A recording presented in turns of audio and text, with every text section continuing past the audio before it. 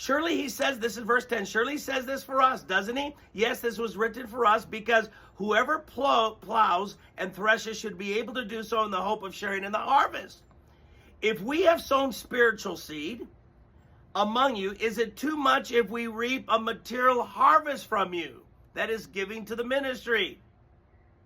If others had this right of support from you, should we have it all the more?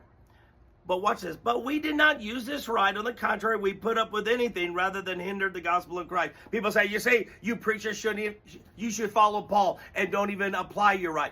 Paul's writing this to tell them, I did not apply my rights, but it is not right that I did not apply my rights. You should have been giving to the ministry and to us. You shouldn't have us go without. He's actually rebuking them. But watch this, verse 13. We're still reading the same passages. Don't you know that those who serve in the temple get their food from the temple, and those who serve on the altar share in what is offered on the altar? Now, what is he referring to? The Levite priest. He said the Levites, they received their money and their offerings from the support of the people. And what did they receive? Come on, you know it. They received the tithe of the people, didn't they?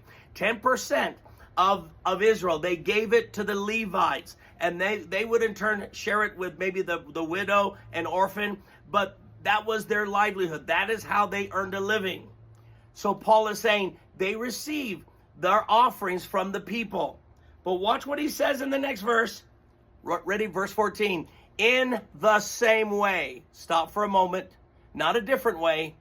In the same way, the Lord has commanded, not suggested, He's commanded that those who preach the gospel should receive their living from the gospel. What is Paul saying? Unmistakable. He said, just as the Levites received their living from the tithes of the people, the Lord now has commanded that not the Levites, but those who are preaching the gospel, like Paul and others, they should be receiving their living from the gospel. This is what Paul says. And if the tithe of the Levites went to their support, Paul is saying in the same way, God has shifted from the tithing to the Levites to tithing to the minister. But anti-tithers never want to tell you about 1 Corinthians 9